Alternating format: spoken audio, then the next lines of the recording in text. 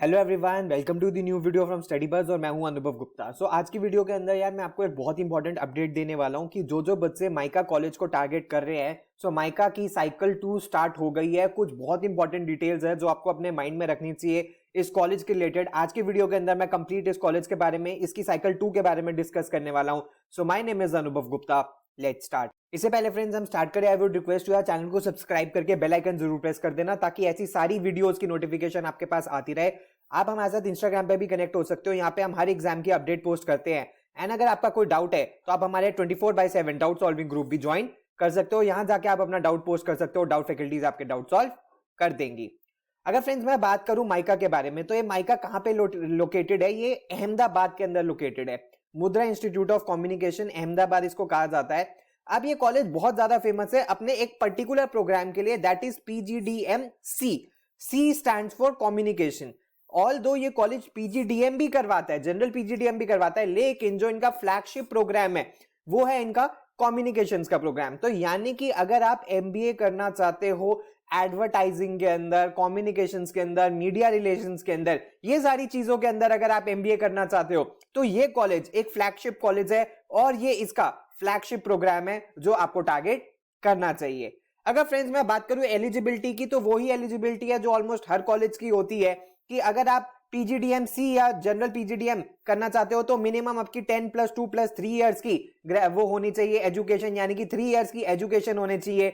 जो बच्चे final year के अंदर भी है बैचलर्स डिग्री के अंदर, वो भी एलिजिबल है अप्लाई करने के लिए। Candidate to demonstrate aptitude for expressing, assessing and conceiving ideas that move people to action and achieve business results tend to stand at a better result of being shortlisted. तो ये सारी qualities वो prospecting candidates के अंदर देखते हैं। इसके अलावा आपको इसका एक एप्लीकेशन फॉर्म भरना पड़ेगा जिसकी फीस रफली 2000 रुपीज है। अगर फ्रेंड्स मैं बात करूं एडमिशन प्रोसीजर की, तो 3 स्टेप एडमिशन प्रोसीजर है इस कॉलेज के अंदर। सबसे पहले आपको इन 3 में से एक एग्जाम के लिए तो मिनिमम अपीयर होना पड़ेगा, चाहे कैट 2020 के लिए हो, चाहे जैट 21 के लिए हो, चाहे आप GMAT के लिए हो। उसके बाद नेक्स्ट स्टेप है माई कैट का। माई कैट क्या होता है मैं अभी आपको आगे बताने वाला हूं। और उसके बाद स्टेप 3 है ग्रुप एक्सरसाइज और पर्सनल इंटरव्यू का। तो फ्रेंड्स अगर मैं माईकैट के बारे में बात करूं तो माईकैट के अंदर क्या आता है? माईकैट के अंदर 3 सेक्शंस पूछे जाते हैं। सबसे पहला है साइकोमेट्रिक टेस्ट। साइकोमेट्रिक टेस्ट क्या होता है? एक जनरल एप्टीट्यूड टेस्ट होता है, लेकिन ये एक क्वालिफायर है इसके, यानी कि फाइनल मार्क्स ऐड नहीं होंगे। दूसरा है सेक्शन B डिस्क्रिप्टिव टेस्ट, और तीसरा है हमारे पास सेक्शन C जिसके अंदर सबसे पहले पूछा जाता है कन्वर्जेंट एंड डाइवर्जेंट थिंकिंग, उसके बाद है वर्बल एबिलिटी, फिर है quantitative ability, DI and general awareness. तो ये सारी चीजें पूछी जाती है सेक्शन C के अंदर।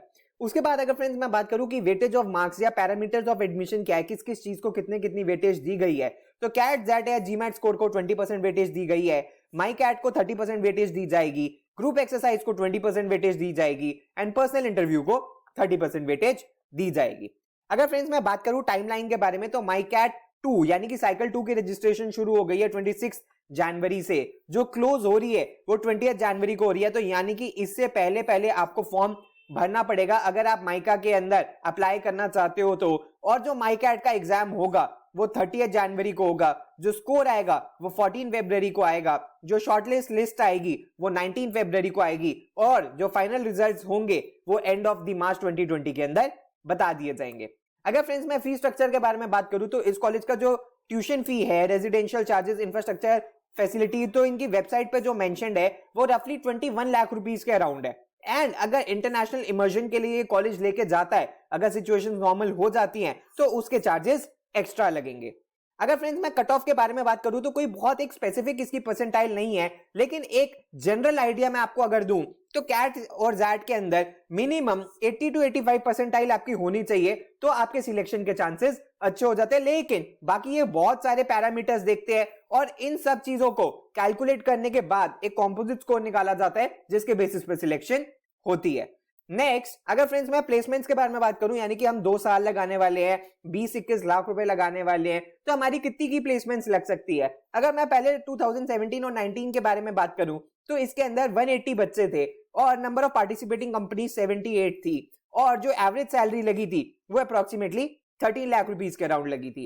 एंड अगर मैं 18 to 20 के बारे में बात करूं तो जो नंबर ऑफ बच्चे थे वो 180 थे, ठीक है 180 रहे हैं, और जो नंबर ऑफ स्टूडेंट्स जिन्होंने प्लेसमेंट ली है वो 179 थे। नंबर ऑफ कंपनीज पहले 78 थी, अब बढ़ के 88 कंपनीज ने विजिट किया है। जो एवरेज सैलरी है वो रफली 14 लाख हो गई थी, यानी कि 1 लाख से ज्यादा का इंक्रीमेंट है। एंड हाईएस्ट सैलरी जो गई है वो 58.2 लाख गई थी। इसके बाद अगर मैं प्लेसमेंट समरी के बारे में और अगर आपसे डिस्कशन करूं तो जो हाईएस्ट सीटीसी मैंने अभी आपको बताया था 58.2 था, जो हाईएस्ट सीटीसी डोमेस्टिक था वो 32.8 था, और जो एवरेज सीटीसी था वो 13.9 था। टोटल नंबर ऑफ रिक्रूटर्स 88 थे। सेक्टर वाइज रिक्रूटर्स के बारे में अगर हम बात करें तो एडवर्टाइजिंग के अंदर, एनालिटिक्स के अंदर, एफएमसीजी, एफएमसीडी, आईटी के अंदर, मीडिया के अंदर, और हर एक सेक्टर के अंदर डाइवर्स प्लेसमेंट्स हुई है। तो फ्रेंड्स ये सब कुछ था माइका के बारे में। अगर आप माइका कॉलेज के अंदर अप्लाई करना चाहते हो तो मैंने नीचे लिंक डिस्क्रिप्शन बॉक्स के अंदर दिया है, आप उस लिंक पे विजिट करके माइका कॉलेज का फॉर्म भर सकते हो। सो अगर आपको कोई क्वेरी है तो आप हमें व्हाट्सएप या ईमेल भी कर सकते हो। प्लीज हमारे साथ इंस्टाग्राम पे जरूर कनेक्ट हो जाना, ये हमारी वेबसाइट है। So all the best friends, thanks a lot.